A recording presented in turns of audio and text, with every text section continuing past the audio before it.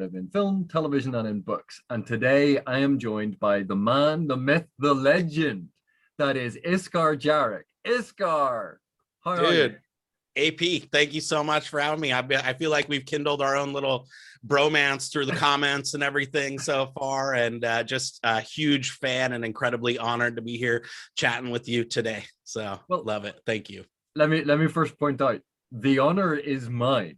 I'm no. a YouTube newbie. I'm slowly dipping my toes into this whole YouTube thing, this whole talking about Malazan thing, and here we are. I'm talking to the venerable, the man behind the scenes, who's been pulling all of the strings. No, it's a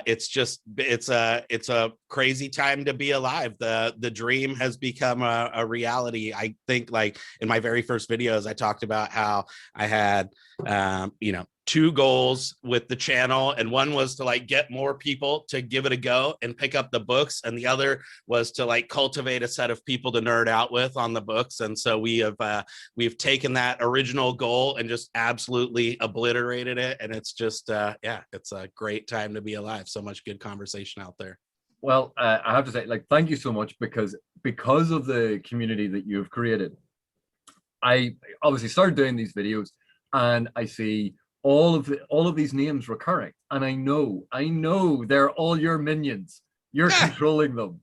No, I'm just happy to have my wagon hitched to their buggy, honestly. So, it's just I'm like encouraging them to make videos because I'm like fans of theirs. Before any of these folks ever started dropping like the Ruth Ann Bads and the Counselor of Moonspawn and Niflrog and Quick Gen and Raph and everybody, like, they were in there just like dropping gems in my comment section, and I was like, that's why I made the Discord. And I was like, you guys, I'm the only one benefiting from this stuff. You guys got to put this out there. So.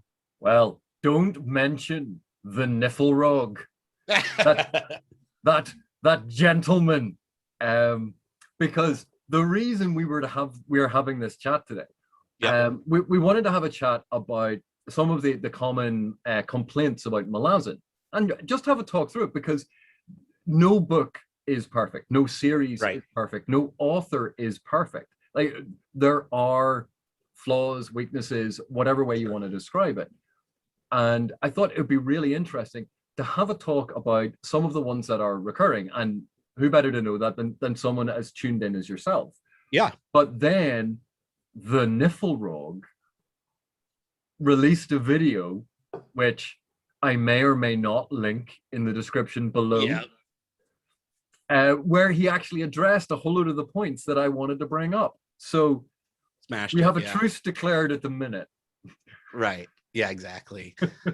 It was the one thing you didn't do was put it in plain spoken terms, so I can at least kind of maybe translate for the lay folk what the complaints were, and then you can compliment them with all the insights. Well, firstly, let me say, Niflrog's video, absolutely brilliant. Like, he did a fantastic video, but also stop selling yourself short. Like, this is. We all talk about books in our own way. We all come at them from our own direction, and it's always influenced by what we know, what we've experienced, what we've read, what our training is, all of these different things.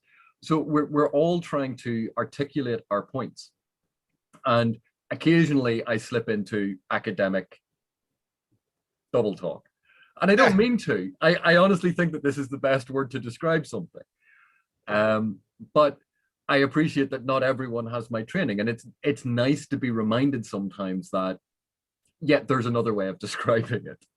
No, I love your kind of, I would say you rarely do that from my experience, and I still have like one or two videos that I'm not totally caught up on, but I never struggle with that. But sometimes there is like a really good word that like just does a better job of capturing the essence. So like, I never knew what diegesis was, and so I'm actually learning, and it's been awesome, because sometimes there are words that dummies like me need to figure out and actually get our arms wrapped around, because they actually serve a utilitarian purpose of like conveying the right information. So, and I mean, it's one of the reasons why academics coin phrases. But if you think about it, if you're talking about a book or a story, you go, okay, well, let's talk about narrative, because if we say book can mean the physical object, right, or it can mean the story. And you go, you're okay, being so precise. we're talking about narrative. What is narrative? Narrative is a series of events that occur that are relayed, narrated to a narratee. You know, so you just extrapolate from there. And Yeah. you go, okay, what's the difference between story and plot? Because if you say story, you might mean one thing, and someone else says plot, and they might mean the same thing that you mean. So we can get confused. So particularly in the discipline of narratology, they talk about story is taking the narrative events, so the things that make up the narrative, and story is when you reorder all of them into a chronological sequence from earliest to latest. And that's what story is. That story is something that is organized chronologically. Plot, on the other hand, are the narrative events as narrated to the narratee. So the order in which they appear. Yeah. And that way, it allows us, when we are discussing things, to be very specific about what we're talking about and the different effects things have. Because if you talk about analepsis or flashback, the flashback sequence is obviously a looking back in time. So chronologically, it's out of sequence. So if you take that and you put it at the start of the narrative, if you slot it into the chronological place, the narrative still contains the same events, but you've changed the order. Yeah. What's the new order called? Hence story, whereas plot is how it's done. So that's why terms end up being the way that they are. It isn't people trying to go, oh yes, I'm so clever. Yeah, exactly.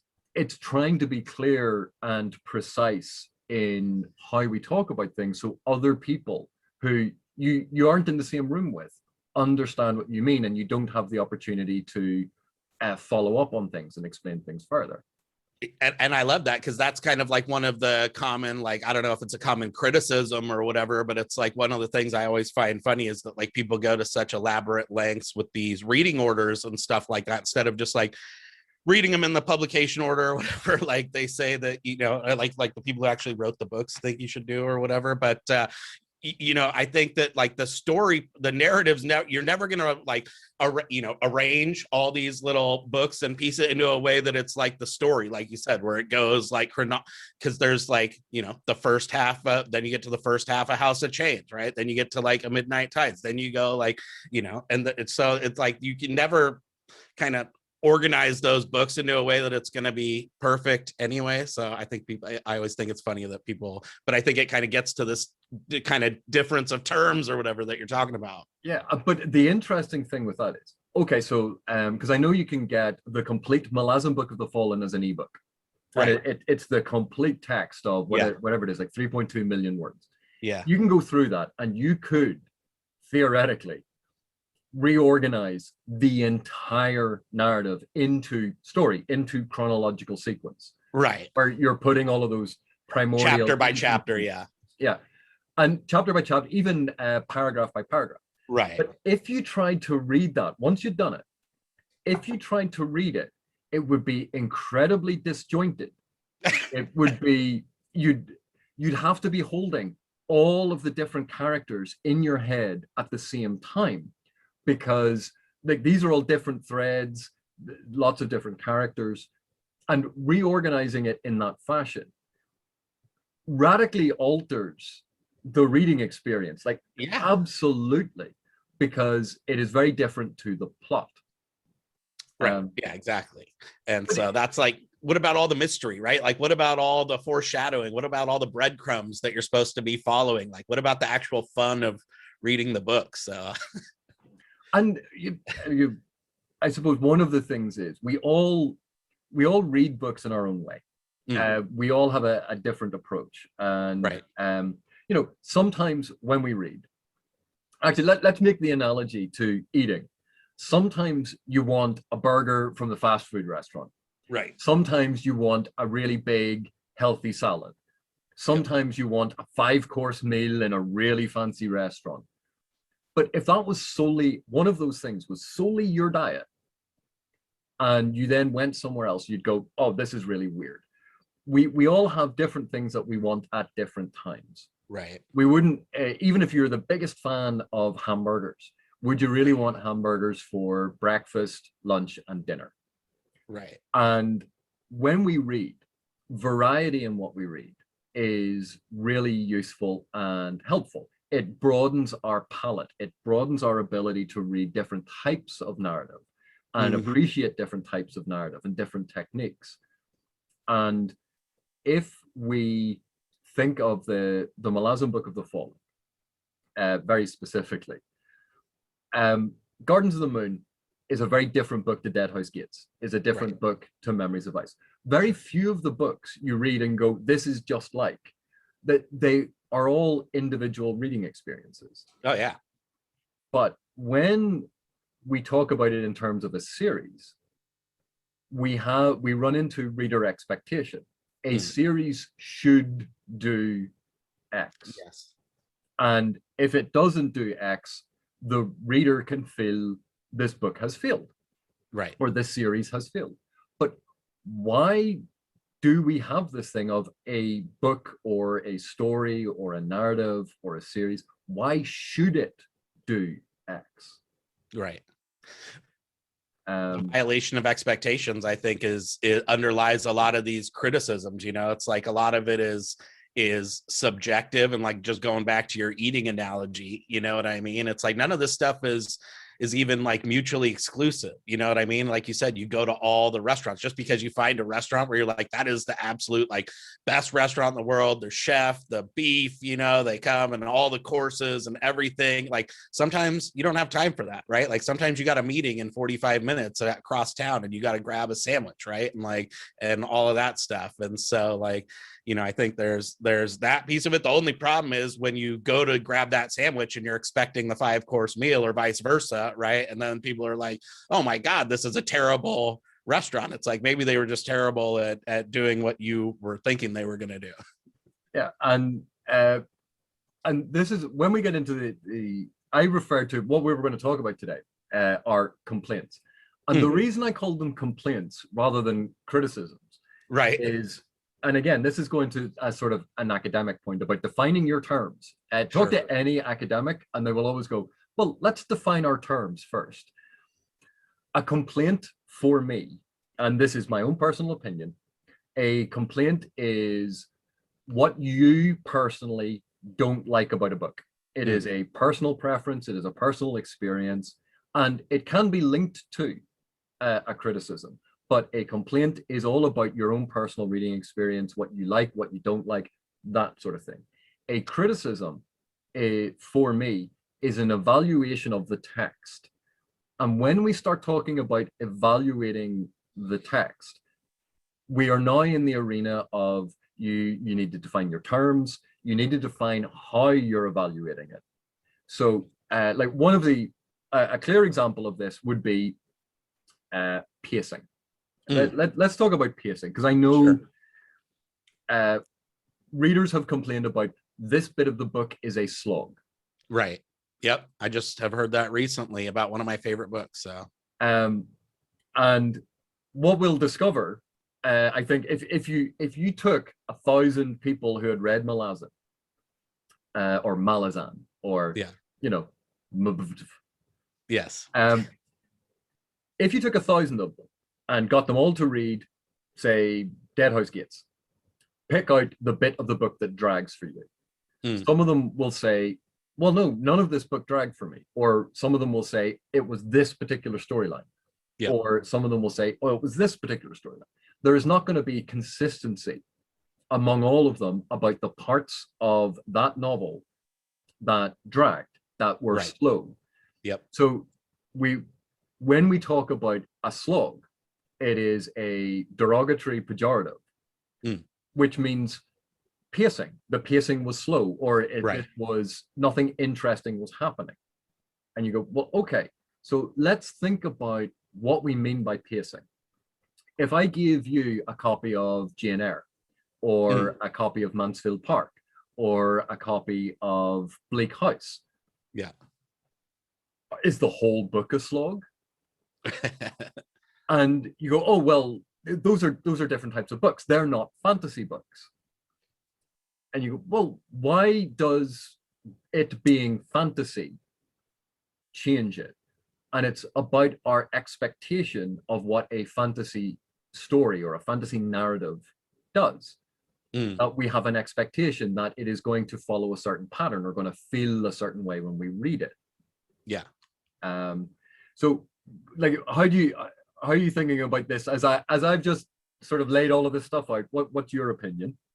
No, I think, the pacing thing for me is like that, again, it just is a subjective thing where you haven't latched onto those characters, right? And you're like, oh my gosh, like Duker is depressing, or or like for me, I love those segments of the book, and I'm in it for the kind of the feels and all of that, if you will. So like those parts, I'm always like, kind of being surprised when people, say stuff. And I think that kind of underscores what you're saying, right? Is that everybody comes to it with a different thing. And if you're, I always think that's kind of like a good sign. Cause like, if you didn't like that section, it's like, cause you are so invested in maybe in some other characters and you're like, I want to hurry up and get back to like, Mappo and Icarium, because those are the guys that I'm really, or I'm a fiddler, and Crocus or whatever.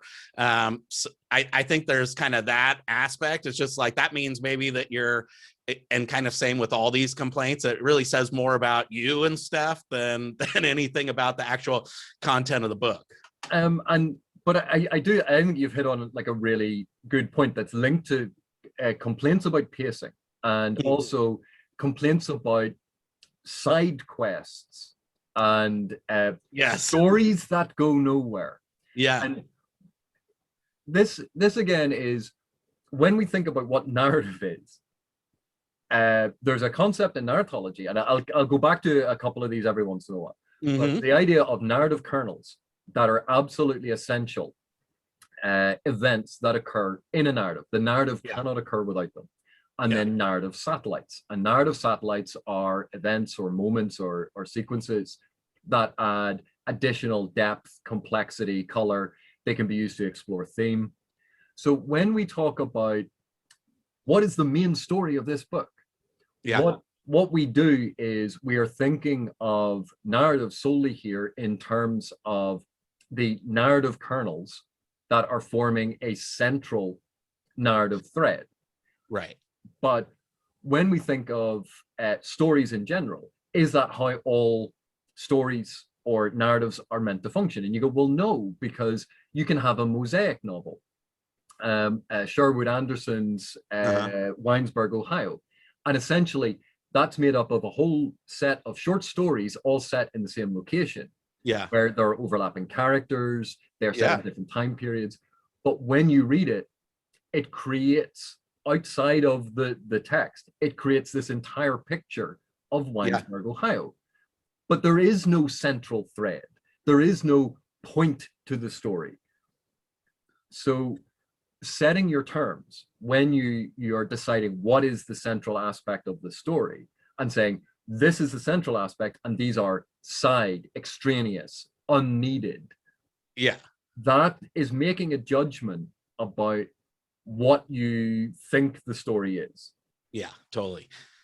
And like Midnight Tides is the perfect example, right? Like, I think, it's funny watching people go through and do these reviews, on the review channels and stuff that like, they go from book 1 to book 2 to book 3, and then they get to Midnight Tide and they're like, why are we doing this? We've now jumped.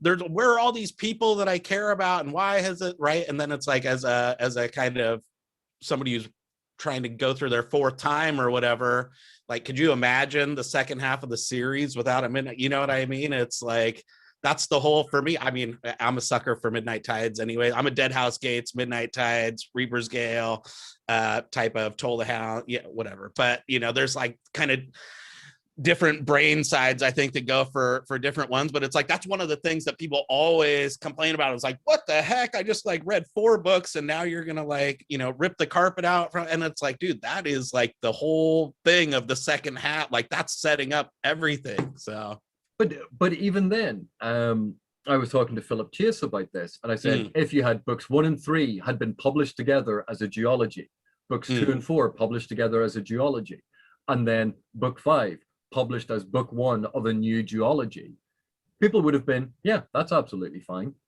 But Totally. for some reason, because it's book 5 in a series, they go, but this isn't how a series should function. But Ian M. Banks' Culture, William Gibson's Sprawl, all of these, and even series that follow certain characters, like Agatha Christie's Hercule Poirot. Yeah. You know, here's all of the Poirot books. Do they all necessarily follow on from each other? Right. But because we enter into reading it going, this is a series, right, we create an expectation of how it should behave. So where is this should coming from? And that's what fascinates me and amazes me, because when we say the central story or the side quests, we have made a decision about what a story should be doing, instead of looking at it as, no, these are all interweaving threads creating a single narrative tapestry. It's no, here's the main story, and then there are these side quests. Sometimes when aspects of a novel, as you pointed out, feel slow, so to deal with pacing, to this idea of a slog, it's, as you said, I'm not enjoying that. Whereas the bits that I really enjoy, or the bits that I really resonate with, they fly by. Right. But if you want to measure what the how much time is spent in a novel, there's a huge amount of subjectivity to this. So one of the techniques is get a table in Excel where you list all of the chapters down one side, and you give it at least 4 or 5, maybe 7 cells per chapter. And then across the top in your columns, put every single point of view character and count up the number of words and the sequence in which they appear. And when you look at that, you go, okay, well, here, there's a lot of narrative spent here. Now, this is a brute force, blunt approach, but it gives you an idea of the pattern and structure of a novel. And then you go, well, why did that thread feel a lot faster than that one? Because you can then start color coding them of what are action sequences, what are contemplative sequences. What are sequences where people are sitting around talking and, gosh, darn it, it's all character development because we are getting to know these characters. And you get this conflation of main narrative and side quests, slog and pacing. How are you measuring pacing has to do with how you're experiencing the novel. And 100%. If you are looking at things in terms of side quests, or these are extraneous, that is going to actually affect how you perceive how long things go. And just because it's fantasy does not mean it has to be an action movie or follow the pacing of modern cinema. And even within modern cinema, we have films like The English Patient, which have these long, slow, sedate scenes. And you go, is the pacing wrong in that? No, the scenes are meant to be long and slow. They're an opportunity to regroup. They're an opportunity to experience these things. And like, I think that's why I loved your kind of calling it a complaint rather than a criticism, because they're not uniformly applied. And I think, like, you don't even get that same kind of complaint in, you go House of Chains, and again, you're like, you don't really realize you're in North Genebacus at the beginning and stuff, right? And all this new characters and stuff, but they're like on this, crazy fast and furious, like sprint across this plateau and killing people and dogs, and all these crazy things are happening like in rapid succession and stuff. And you don't hear people go, what the heck, who are these people? Who's this Carsa Orlong guy? They're like, oh my god, this guy's a badass. You see him chop those dudes heads off and all that stuff. And so I think, again, it's just it fits kind of with what you said about the complaint versus the criticism. And I think, again, it just kind of underscores how it's more about the person, approaching them than it is about the actual content themselves. And, it's the same thing, even again, with the people who love the books, right? Even the people who love them love different stuff about them. You get 10 diehards in a room and say, what's your favorite scene? What's your favorite character? You're probably going to get like 30 different answers even, so. But, and again, like even in discussing this, these are valid complaints. Like, Yeah. no, all of the, none of this is to say that if you find that section slow, that you are wrong. That, no, because reading is about your personal experience. Yes. And if you find that section slow, you find that section slow. That's absolutely valid for you. But Yes. to then say that this is a pacing issue, right, is, it could be, but it's not necessarily. That we start working in more information. And I think, like, one of the things I see, not necessarily specifically about the Malazan Book of the Fallen, although I'm sure it has been said, but quite frequently, people say things like, oh, this book needed an editor. And number one, that's incredibly insulting to the author. Number two, it is incredibly insulting to the editor at the publishing house who edited the novel. Actually edited it, yeah. But frequently we use that complaint as a shorthand to mean, I didn't like it, sections of it were too wordy, or sections of it dragged, or there was this whole extraneous thread that had nothing to do with the main story.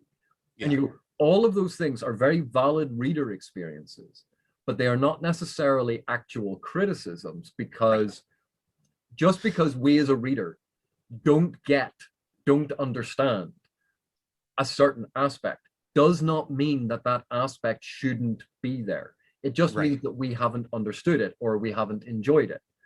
Totally. And again, perfectly fine to feel that way. Yes. But when a book, they go, this is wordy and self-indulgent. Yes. Yeah. And you go, well, why do you feel that? Because the author could have done this in fewer words. They could have cut out this extraneous material. They could have trimmed it all down. They could have made it a much shorter book. And you go, well, tell you what, you can go out and buy a really short book for $20, and it will be very short. It'll have concise language. It will be to the point. It's not going to have a whole load of meandering. Yeah. And you've spent your $20, and that's the thing that you want. That's the style that you want. That's what you want to read. Fine. Or you can spend those $20 on a book that is 9 times the length. Yeah. Don't expect the same structure. Don't expect the same style in a book that is over 1,000 pages long that you're going to get in a book that is 175 pages long or 200 pages long. Right. That's the part that bugs me. Is going to crush you. That's the whole problem, right? And like why it's kind of like, I think people get their feathers ruffled or what have you, is because it's like the kind of labeling it as objective fact or whatever, like that this is just a statement of fact, that this is how these books are, that they're a slog, that there's all this extraneous information. It's like those poor people, I wonder what they think about like poetry and art and stuff. It's like, what else is extraneous? It's like paintings, you know what I mean? It's like there's no actual need in society for like, it's like there's no utilitarian function of like having a beautiful painting or a sculpture, or like having a building that's like been architected to look super cool instead of just being square blocks or whatever, and so it's like there's a kind of art component to it. And that's why I said, I made a recent video like everybody should try Malazan. What I didn't say was everyone should love it no matter what and all this stuff, right? I said everyone should like give it a try, and like don't listen to all these people who say it's too long, or there's too many characters, or he doesn't do characters well, or whatever, because it's like those aren't objective realities. I just had this whole thing out with somebody in the Discord because they were talking about how they were, getting into the books and they're so excited about, Memories Vice. And I was like, well, how do you feel about like Deadhouse Gates? And they were like, I couldn't get into any of the characters. And I don't think he does, characters well. And I was like, but what about like the second half, at least, like, all that stuff you should have been in for and stuff. And they're like, I just didn't. And I was like, man, did we read the same book? I was like, because I was like, had to take a minute to like go sequester myself from the rest of my family and like decompress. And I was like, so that's kind of my bigger thing. It's like, yeah, not everyone's gonna love it. Some people like just want the fast food, or they just want to go read like a Mistborn and just have all the tech demo, as Raph calls it, or whatever. And that's totally fine. But like, that doesn't mean that these books are objectively not good. They might not be your taste, but on the point of character, now this is something that Erikson has faced criticism for 20 years. And I think it was last year he put an essay up about the style of characterization that he uses. And I think there was a bit of backlash about it, going, oh, he's so arrogant. For 20 years, people have been saying he can't do characterization. These would be the same people that sometimes say, that was one of my favorite characters, or I felt so bad when that happened. You go, why do you think you felt bad if the author couldn't use characterization? He's created a character that you cared about. That means he's snuck characterization in somehow. And the technique that Erikson uses is not common in fantasy literature. Yeah. That is an objective reality. Yeah. It's not a common technique in fantasy literature. It is incredibly common in other types of writing, particularly short stories, modernist fiction, literary fiction. Yeah. And if you read those, the style that Erikson utilizes for characterization is incredibly common. So we sometimes mistake something we don't recognize as something that is bad. And that is not to say that, sometimes it can still be bad. Again, I keep coming back to, this is not to invalidate a response where someone says, I don't get it, or I don't like it. Right. That is absolutely fine. Like, everyone is entitled to that. But to say Erikson can't do characterization is an evaluation of writing style. And you go, okay. That's my biggest beef. Is that, saying it's an objective reality, although there must be said, and there is kind of a backlash, or there is like, I don't want to, at the risk of self-sabotage or whatever, but there is like kind of an element though of the fandom. And I know you don't go on all that stuff, but like, I'm so immersed in the Discord, and like, I'm always checking the Facebook group and stuff just to see what's like happening out there. And there is like kind of the opposite extreme too, where it's like, people will read that and he's to say he doesn't do character, and then there's like people will go, that's because you're an idiot, you know what I mean, or something like that. And so there's that kind of toxic component where it's like, these are challenging books, and I think there's they're books that make you work on yourself, and some people aren't in it for that, and that's understandable. Like, I took a psychology class in college, and like it was like almost giving me a panic attack, because they're asking you to do all this like crazy introspection, and you're like not in a mode where you want to like do that. And it's like, okay. But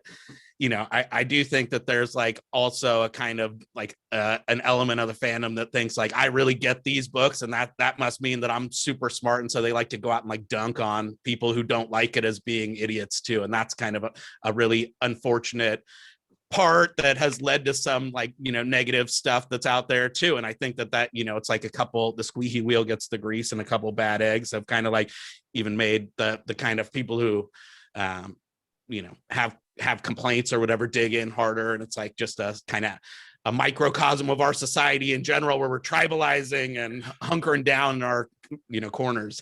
I find that very strange, because if someone is a fan of these novels, one of the central aspects of this entire series, not the only one, but one of them, is taking that step back, look at a situation from that perspective, look at it from a different perspective, and then extend compassion and understanding towards the other side. I know.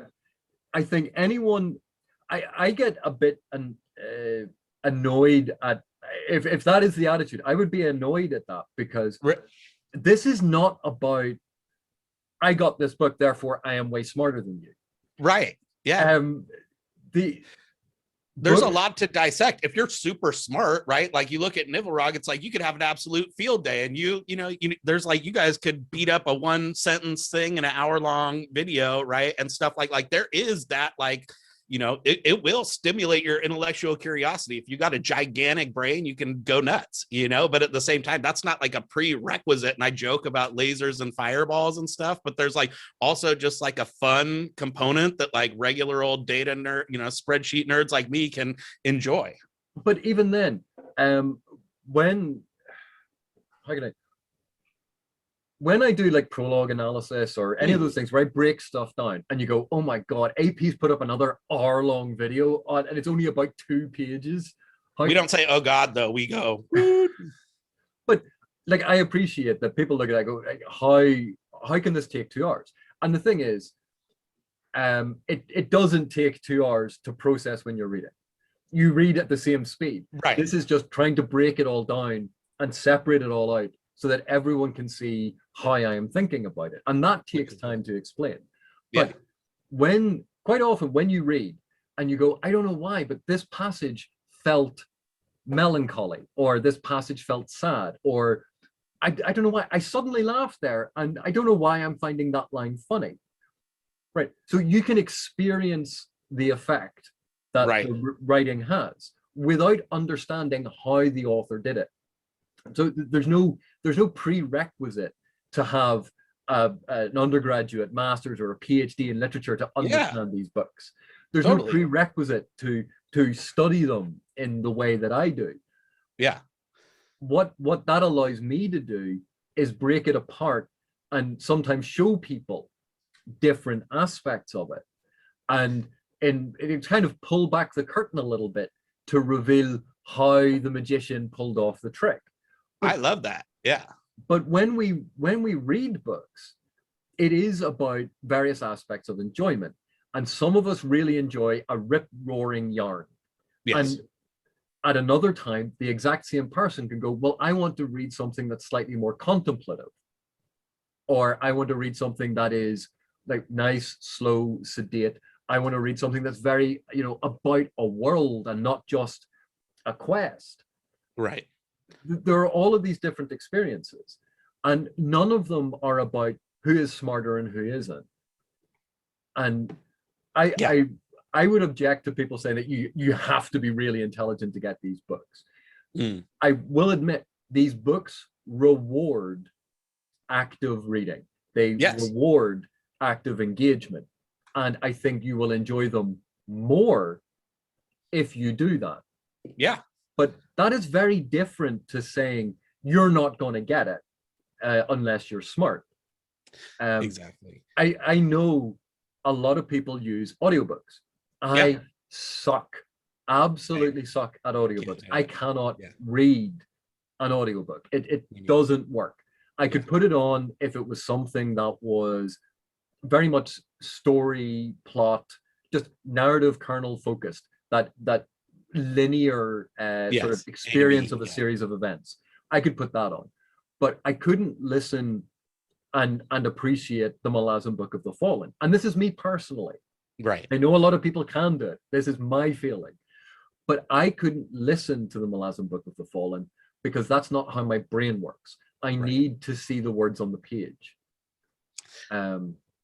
Me too. And, I love like the actual reading part because I like, and again, maybe this is why I like the books, or at least just a symbol of what kind of reader I am, because, like I'll read the same page like 5 times because I'll read like 3 sentences and then my mind's like going, oh my God, is that like linked up to what Galen said, Carcanis, and like all this stuff. And then I'm like, I'm going on and like my eyes are still going like this. Right. And then you get to the bottom of the page and like, oh shit, I like checked out on this paragraph, like, a long time ago. And like with an audiobook, it's so jarring to like rewind and stuff versus like just glancing back up, and it's the kind of again, I agree with you, the active reading part, it's like the way they're supposed to be enjoyed, and some people just don't want to have that be their reading experience. Like that, I always said, I think I even commented on one of your and Philip's things, but it's like about the wanting to be told a story versus like living the story. And I think, you know, and again, this is like a place where ignorance is bliss, because I'm not like hunting out these like signposts of good authorship or whatever. I think that maybe other people kind of are on the hunt for when they read and stuff. But for me, I think that's why, like, I love just, you kind of parachute in and then you're like riding on, you know, Perrin's shoulder in Gardens of the Moon, and you're just like figuring out along with him, and that works for me, because I'm, you know, I just I want to live the story. I want to like I want it to be like never ending story, right? Where I open the book and then I'm in there with Atreyu on the thing's back, and where I'm, you know, getting carried around in a baby Bjorn by Ganos Perrin while we're doing it together, not like having somebody tell me what Ganos Perrin did. Yeah, and you know, it goes back to personal preferences about reading. And you know, when I was a lot younger, and I got into when I first really got into fantasy, one of my favorite authors was David Eddings. And I read the Belgariad, and I loved the Belgariad. And I can tell you now, going back to it, because I studied it and included it as part of my PhD. Yeah. It doesn't necessarily stand the test of time as great literature. Yeah. Does that mean that I don't like it? No, I have a huge amount of nostalgia for it. I still, right. There are parts of it I still really enjoy. There were some really good ideas in it. And if I like 98% of a book, then you go, well, yeah, that's time worth investing. 98%. Right. Does a book have to be absolutely perfect for you to go, oh, this is a great book? You go, no, you look at it, you go, I enjoyed doing this. I took time out of my day and I sat down and I read this book, and it immersed me. It made me think about things that I hadn't considered before, or I got invested in characters, or I had my mind blown by this thing that happened. Yeah. All of these are really valid reader experiences. And when we have complaints that if Erikson had chopped out these things, it would have been a much tighter story. You go, yeah. And a whole load of people who really enjoyed those sections would be going, damn, I really wish he'd had more stuff about those things, because those were really interesting. Yeah, and exactly. Yeah, it's a cool story and all, but I was really enjoying those characters. You cannot design the perfect novel. You can't. There is no one style, one story, one anything that is going to be perfect for every reader. Right. You can make a style that has widespread commercial appeal. Yeah. And that is a very different thing. Yeah, exactly. We have one of the movements that we have seen, because publishing is an industry, we have seen the commodification of literature as a manufactured consumption, that we produce these narrative articles, narrative objects that we consume. And because modern society, we are so time poor, that the idea of spending 100 hours reading a novel, and you go, well, can you just give me the cliff notes? Can I just have something that is easier? Our lives, we are time poor. We have a lot of different constraints in our lives, and we have a lot of distractions. We have mobile phones that are constantly going off. We have emails constantly coming in. We have the TV program and the must thing that you should, or this thing that you must watch. Right. Fear of missing out. So the idea of literature as relaxing, and no, I'm taking 4 hours out of my day and I'm just going to sit and read this book. I don't need it to go anywhere quickly. I just need to enjoy the journey. But because of one of the things is because of this commodification of narrative product, coupled with being time poor, it's tell me the story, get it done quickly, get it concisely. Can you do it in an audiobook so I can listen to it while I'm doing the dishes and stopping the child sticking their hand in the garbage disposal, and I'm fixing this thing up here and I'm painting the shed at the same time. Totally.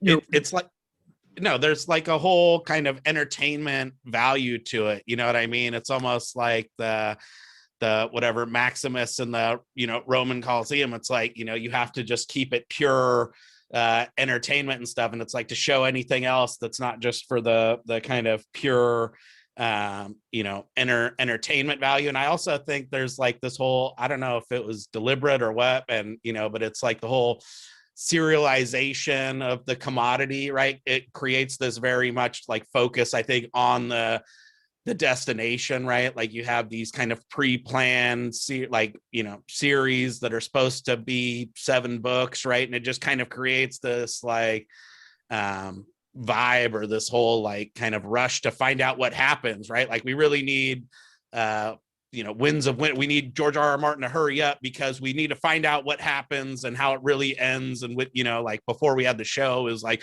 you know, does Jon Snow come back and all that? You know, it wasn't like the enjoyment of the books themselves and all of that stuff. It's like there's this whole like culture that kind of is beating into you not to focus on the journey, right? It's like what happens, right? Even with like the MCU and the Avengers and stuff, it's like, do they get that right? It's like you don't just enjoy each movie. It's like we got to just get through that to see the end credits so we find out what the next thing is. And so it's I think it's a very much like a, you know, the commercial components have kind of like I said before we even clicked record, I think that we've become this ruthless like profit maximizers, and we become very, very good at like, you know, figuring out the way to push these buttons. But then you get these readers who are just very much destiny. I'm a big camper, so I go places, and it's like you go camping to like see the cool places. Like I just went to Utah and stuff, but for me the cool part of camping is like the actual driving to and there, and you look out and you see the stuff. It's like you could go on and download the picture of the Grand Canyon or whatever, but it's like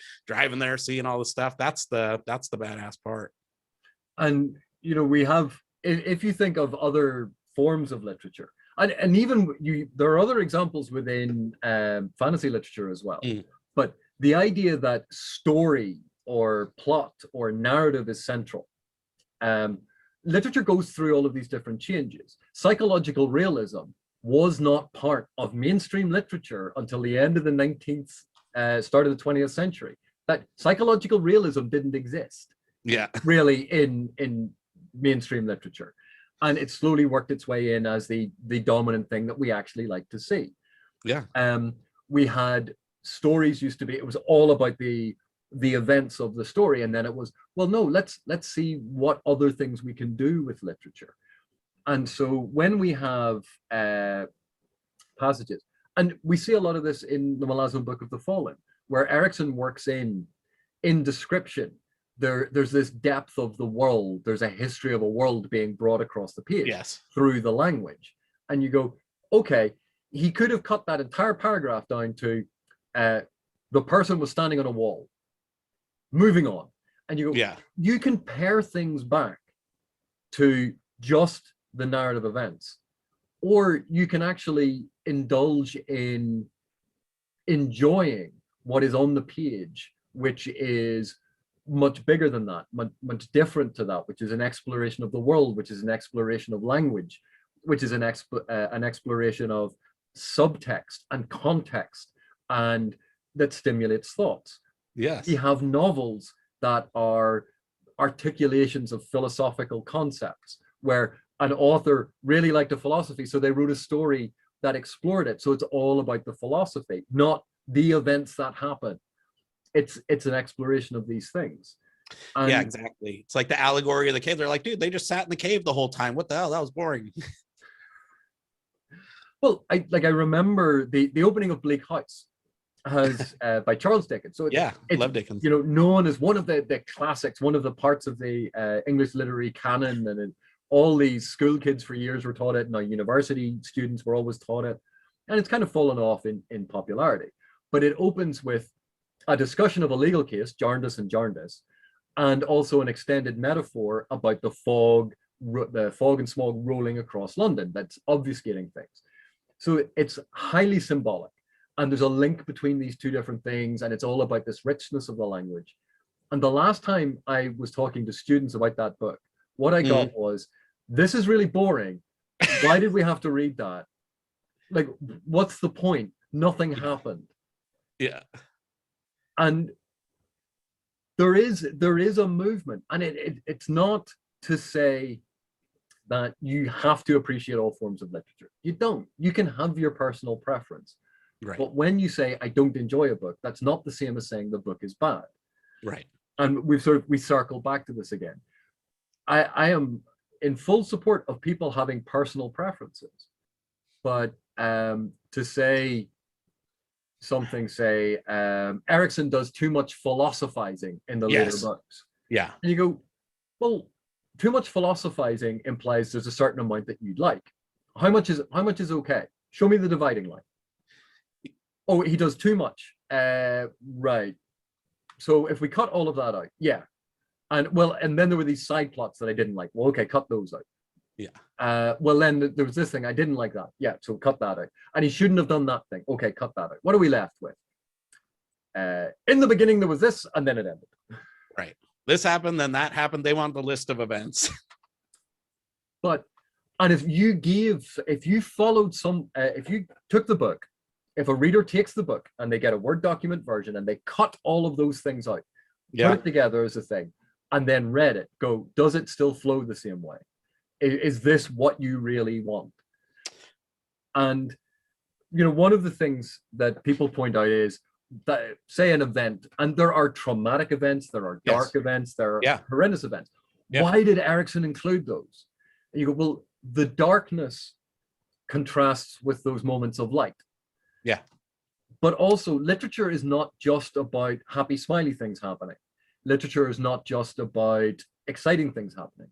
Literature is, at least certain types of literature, are about this investigation of the darkness, of the light, of the shadows in between. And when Erikson views these things and puts them on the page, he thinks they are important. Yeah. Do you have to like them? No, you don't. Should he not have put them on the page? Well, for you, no. For me, maybe. Right.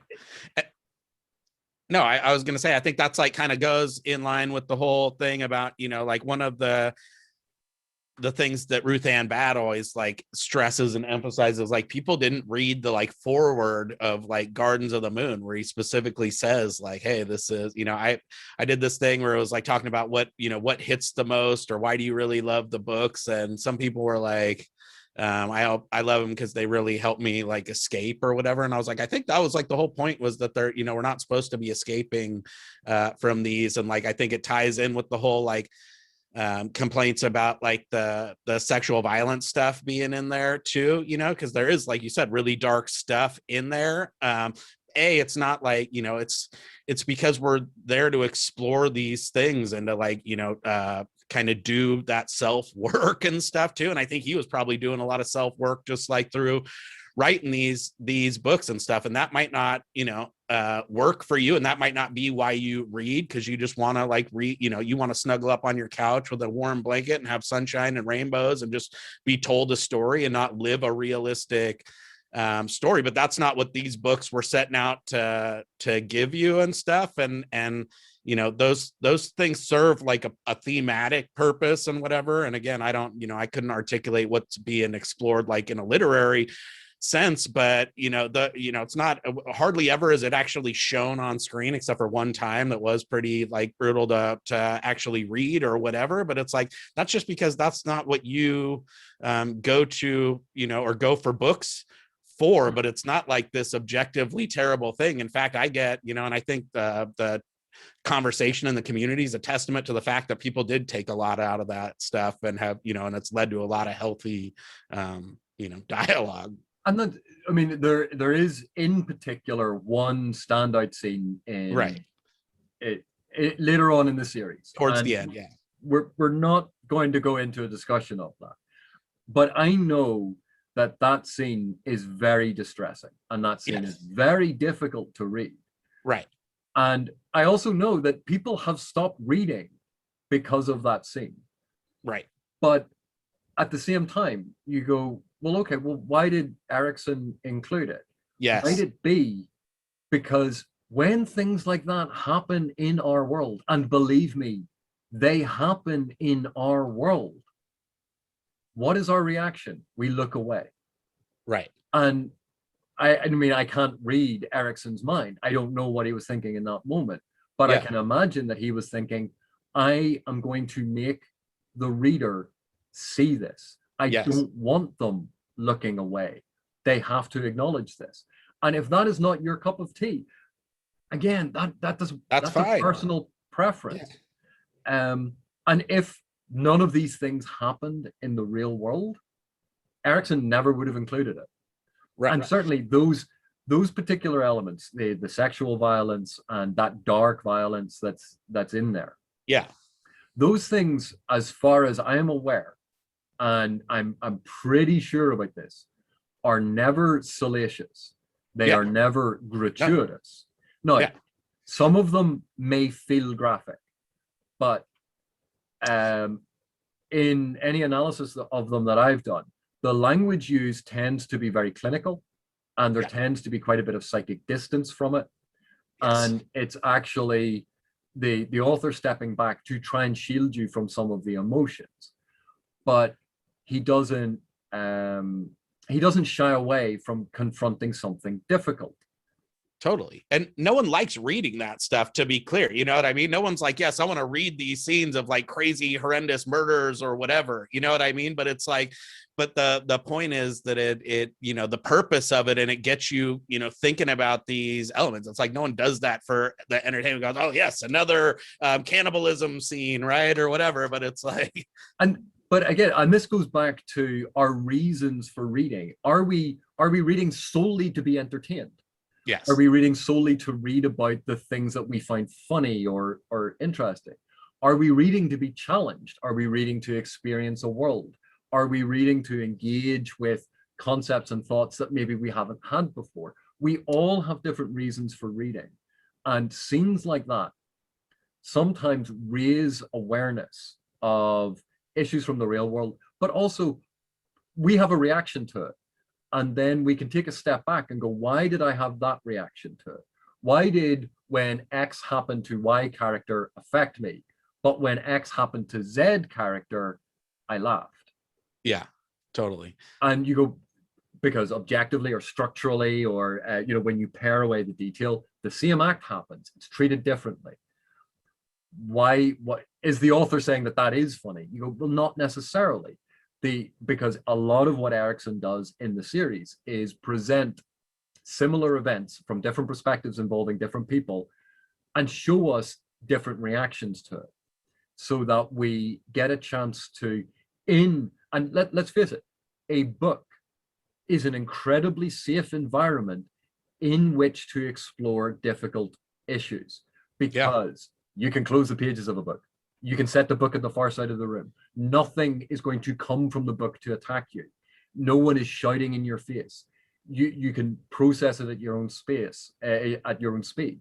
Yeah, a totally. book is an incredibly safe way to deal with and engage with and examine very difficult issues. So why shouldn't it be in a fantasy novel? Especially fantasy, honestly, because I think that like when you kind of abstract it out, then you can kind of circumvent some of the normal biases that we all have baked in, right? Like if you would have made, you know, the Tistidor Native Americans and actually made the, you know, the Letheri, the, you know, the US, you know, pre, you know, 1800s kind of government, then it's like we would have approached that and it wouldn't have, you know, we wouldn't have been able to be as contemplative about it, because then you're like, yeah, but oh, you know what I mean? It's like we would have had like preconceptions that you bring to that. So it's like when it's in the context of some, you know, dude with full gray skin who used to be a dragon and stuff, it's like, you know, you're abstracting far enough away to where you don't feel like you have a dog in the fight, and you can be more objective about kind of, you know, some of these themes that are actually a lot closer to home than it seems like when they're launching lasers and fireballs at like floating mountains and stuff. Yeah. So I'm gonna look here at the list. You'd sent me a list in an email. I'm just gonna have a quick look at it here. So one of the criticisms, one of the complaints was it's too long, and you go, yes, it's a 10-book fantasy series. Robert Jordan's Wheel of Time is longer. Yeah, you know it's a 10-book series when you're going into it. What do you mean it's too long? And you go, I wanted it to be longer. You know, they can, we'll link to my PO box where they can send all the apologies, because we wanted like, you know, another 1,000,000 words if possible. But you go, okay, you can feel that it could have been shorter. Yeah. But it wouldn't have been the same book then. It wouldn't have been the same series. It wouldn't have had the same exploration of these themes. So again, I think that one comes down to personal preference. That whoever complained that it was too long, they wanted a different thing than the thing that they got, which is perfectly fine. But it's that's not, how most of these are. It's not a criticism of the books. It's too complicated. Again, this for me comes down to personal preference, because Christine Valestad, who had never read any of the books before, has documented her chapter by chapter read of Gardens of the Moon. And she has shown that as she is reading, A, it is not too complicated. B, she is picking up on a lot of subtextual information, a lot of contextual information. She's uncovering plot points that Malazan veterans are going, oh, how did she ever spot that? I only spotted that on a reread. And this is what I said about active reading, that when you engage with a text, when you take your time with a text, when you do what you do, Iskar, which is, you've sometimes read down a page and you go, actually, I'm just going to start that section again. That sometimes you read a couple of pages a few times, that you take your time going through it and you appreciate it. You can actually pick up a huge amount of information. If you speed read, if you skim read, if you are listening just for the narrative events or looking just for the narrative events, then a lot of this stuff might seem too complicated. But in all honesty, it's not. Yeah, and the breadcrumb aspect, it's like I love the info dumping thing and stuff, and the too long and the too big of a cast. Those are some of the ones that we had on the list, and it's like you just haven't gotten to the part where those dots get connected yet. You know what I mean? It's like that's like somebody said something recently. I think it was in Mike's thing where he talked about how he's like, I just didn't get the wolf thing, at the beginning of the Memories of Ice prologue, and that at the end, then they had like the wolf stuff again. And I was like, yes, I can't wait to like continue to, I was like, cause that stuff is like, he's all like, what the heck was that? And it's like, just wait, buddy. But, for me, like this is a symptom of how we consume modern media, that everything has to be tied up all in one go. Why? The majority of it is there's a self-contained, or there's a narrative in here that reaches narrative closure. And there are these extra pieces, because these extra pieces are going to join up in later books. They're going to be explored in Ian C. Esselmont's work. And you go, why does it have to be just the one thing? Why can't you have, this one thing, I really enjoyed that. Those things I didn't enjoy so much, but I can see why other people enjoyed them. Yeah. But sorry, just looking at this, we also have too jumpy with conversations. People say they don't know who's talking. I have complained directly to Stephen Erikson about this at times, where I have said, oh, for the love of God, could you not let me know higher up who's actually talking? But the weird thing is, again, this is a technique that was very, very popular, is very popular in literary fiction, where you don't have signifiers about who's talking, that you're meant to be able to work it out. And then when you get to the end of the section and you know who it is, you go back and you reread the section with new eyes. It may not be a technique that you like. And it's one that sometimes drives me nuts, because he makes me do this. But this is not because he doesn't know how to write. This is a well-established, well-known technique. Is it wildly popular now? Certainly not in fantasy.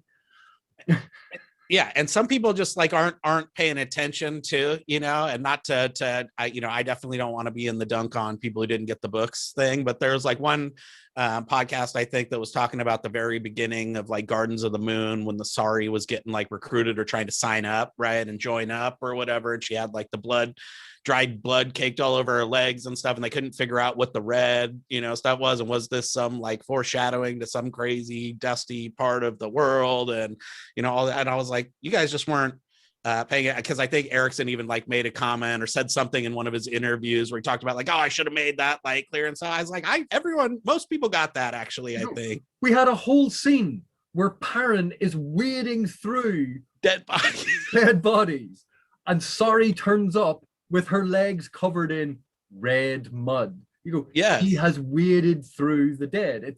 It's not.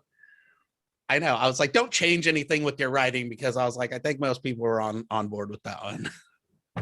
One of the comments here: too much info dumping and no real plot. And you go, this is one of those.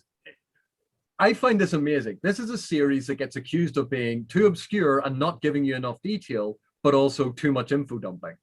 Yeah. And I have a video where Erikson and I sat and we went through a whole section that is exposition.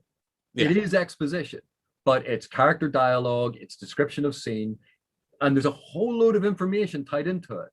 And I have a funny feeling that scenes like this are what people mean when they say info dumping, but that's not an info dump.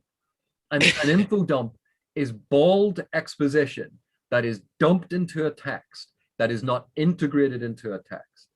But how a series that is accused of being obscure and not giving you enough detail is also one that is giving you too many info dumps. If it read like a Wikipedia article, then nobody would be complaining, right? So that one I don't understand. But I think part of that is also exposition.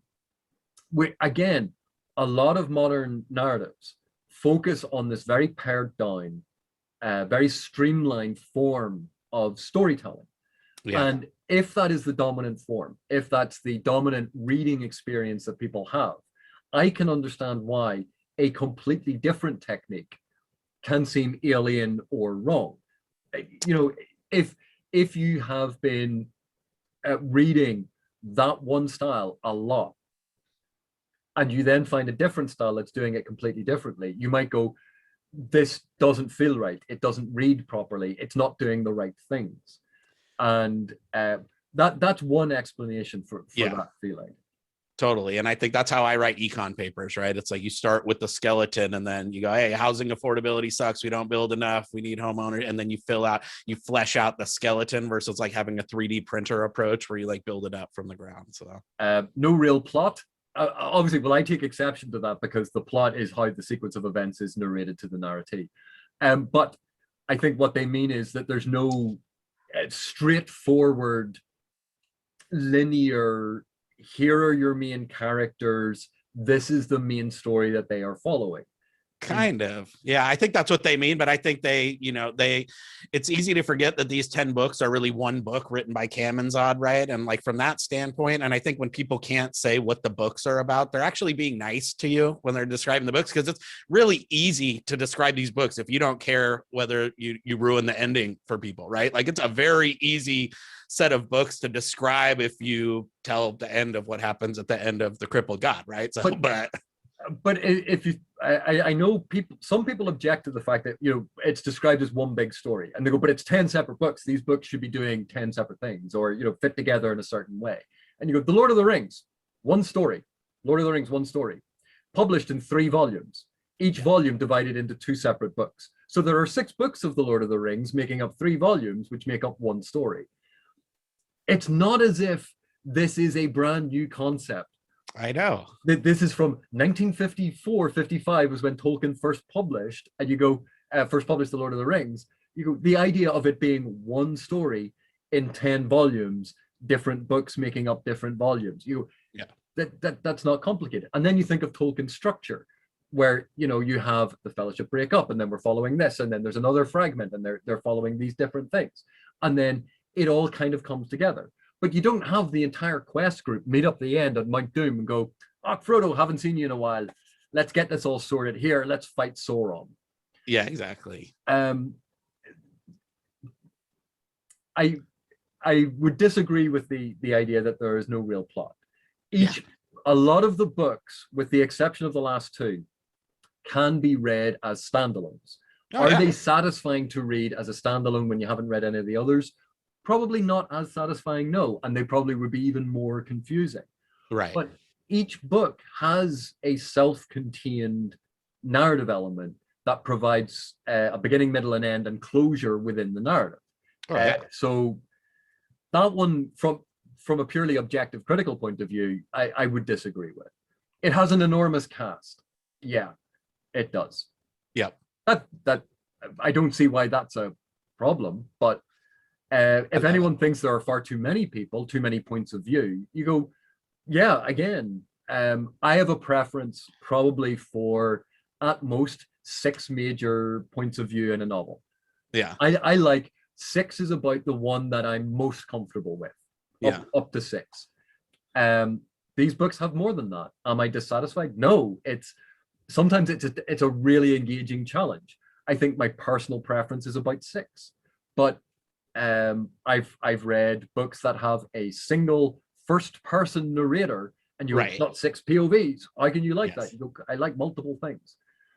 But anyone who thinks there are too many characters, think about, well, I suppose it's slightly different during the pandemic, but think about your usual, say, Saturday where you go into town. Think about all the different people you meet, the shop assistants that you interact with, the people you saw in the cafe, who you chatted to that night, who you were then on the phone with.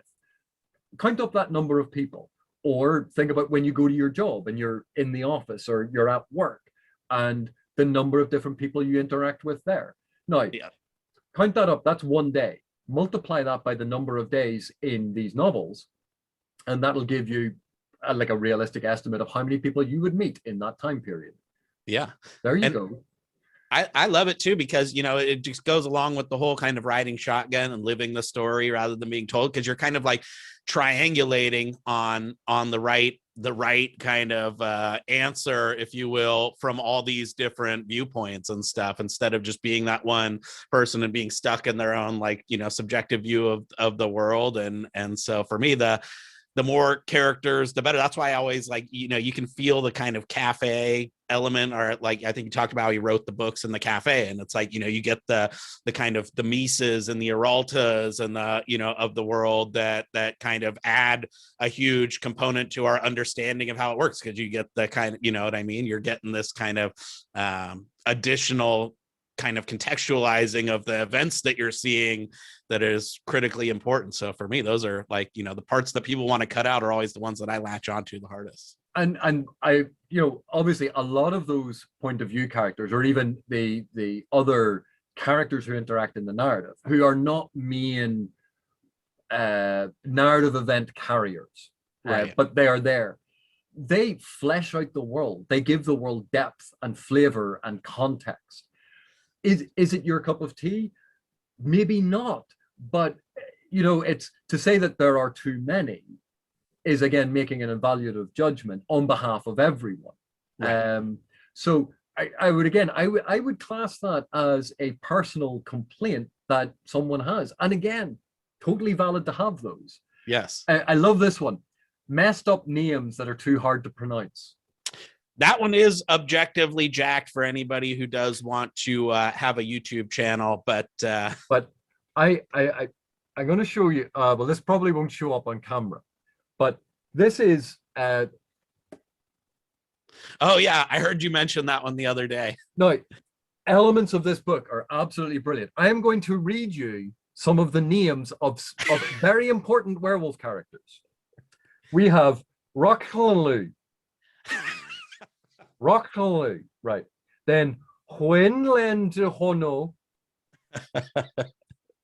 Then there's Morlock. Okay, I can pronounce his name, but Huinlen Hono is then talking to Hulpnrilu. I can tell they must be brothers then, because they said their names. This one is spelled HLUPNAFENGLU.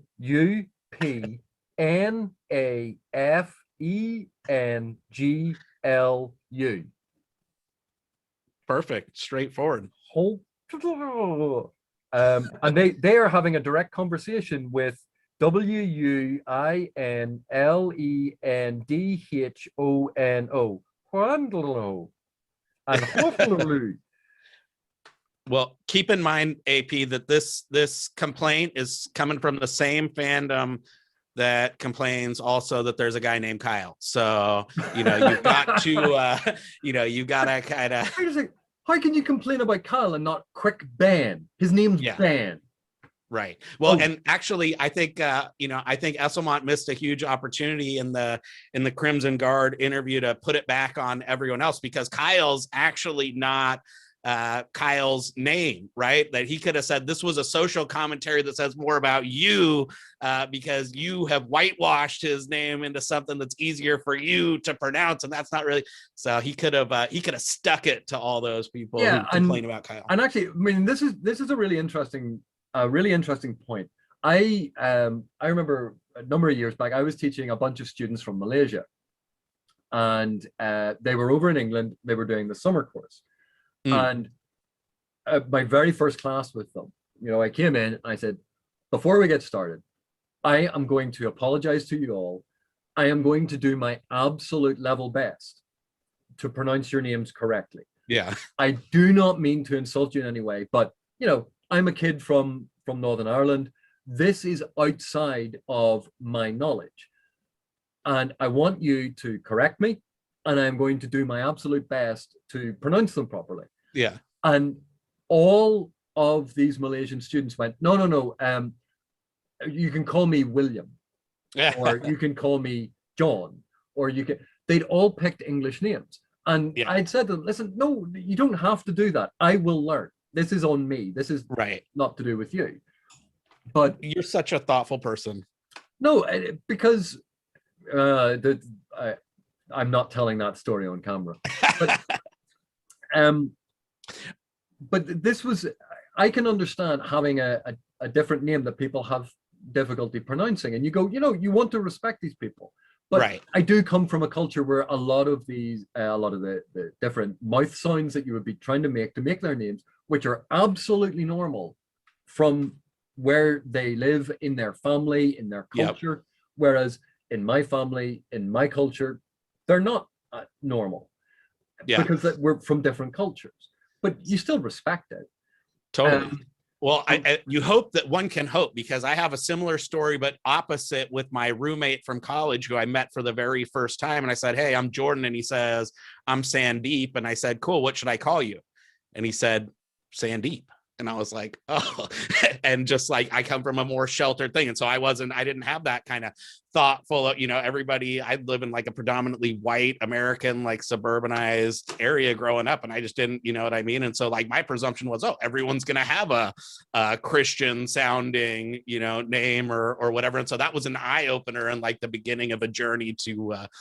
But I am willing to bet that you learn from that and you go, yeah, why should someone have to change their name? Eyes went, oh my God. I was like, dude, I like stopped and was like. And so it's weird because I still confront that. I still look at names sometimes. I go, that's a really weird name. And then you go, well, no, I only think it's weird. They don't think it's weird. To them, it's their name. And my name probably looks really weird. And so it's being able to look at things from different perspectives. So I think the idea, fantasy is very weird in that we want fantasy names, but we don't want them too fantasy, or not fantasy enough. And you have to just be in that sweet spot. And you go, well, okay, and in what language and in what culture? Because I guarantee you that there are certain fantasy names that you go, oh yeah, that's a really cool fantasy name. And you go, yeah, I know 4 of those guys. Yeah, exactly. Nobody complains in Wheel of Time that the guy's name is Matt. So, or as someone pointed out, Jon Snow, because there's a really weird fantasy name. Not at all like there's a weather. Jon Snow was a television personality in the UK. Literally, look up Jon Snow. I think he was a weather forecaster or that's so funny. Oh yeah, no, I know Jon Snow from my days when I lived in Brighton. Actually, he was the Channel 4 guy. Yeah, Jon Snow, and you go, and sorry, he's going to save Westeros. Yes. I don't think so. That's so funny. But here's it. Why are Bocklin and Corbel Broach in Memories of Ice? That was a funny one. My retaliation would be, well, why not? Why do they have to serve a point for the majority of the story to have interesting characters? Plus, they do serve a narrative reason. I was just going to say. Because first of all, Harlow, Grunthal, and Stoney, they are connected to that storyline. It's people they meet, and it's all connected to that storyline with Buke. And it's an exploration, again, from a different angle of soul taking and magic and all of this sort of stuff. It's an exploration of a different type of magic because they're necromancers. And it's to show the complexity and morality of the Malazan world. Then you add into it okay, the city's coming under siege, everyone's going to help out. You go, no, some people are not going to help out because they're dicks. Yeah. And then you have another reason they're there is it gives Quick Ben the opportunity for an awesome scene. So one of the best. You go, okay, there's a whole bunch of reasons for why they are there. Does it add to the conclusion of the novel? No, but it fleshes out the bloody world. I know. Well, and it's just like fun too, you know. It's like, imagine like, you know, you're being chased by all these scary monsters and stuff, and you run and you lock yourself in the room, and guess what, you're like locked in that room with a crazy scary monster too. So well, you know, that's, so we've run through the ones that you sent me. I think we've had a great conversation about yeah, it's been so fun. But you know, I will return to the point. To have a complaint about the books, to not enjoy aspects of the books, to find that there are bits of the books that you don't like or don't speak to you, that is absolutely 100% okay. Yeah. No one has to love the books. People who love the books and enjoy the books, you don't have to love every aspect of it. If you think sections of the book drag on, you're absolutely entitled to have that opinion. Yes. You're absolutely entitled to have that feeling. That is absolutely fine. No book is perfect. Even Erikson and I, when we've been looking through things, he goes, I'd probably rewrite that now if I was going to rewrite it. Yeah, exactly. Because Erikson is a different writer now than he was when he did this. And remember, like, he wrote these 10 books in what, basically 11 years? It was almost a book a year. Right, yeah, he was a machine. Powering through this stuff. And totally. I think there are moments, like there are errors, there are plot errors, yes, there are narrative errors in there. There are moments where the prose is not quite as polished.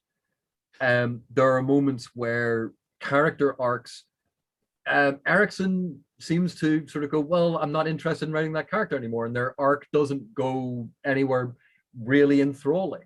You know, that's all, those are all fine and valid points to make, because yeah, that happens. But for me, those elements make up about 3% of a series of 3.2 million words. And I go, if I am 97% happy with 3.2 million words, this is a damn good series. Absolutely. And you know me, I couldn't agree more. I'm like the head cheerleader, right? I think that's my like public role in the Malaz tube space. But you know, and so you won't find somebody who's more diehard probably than me, because I just love them to absolute death.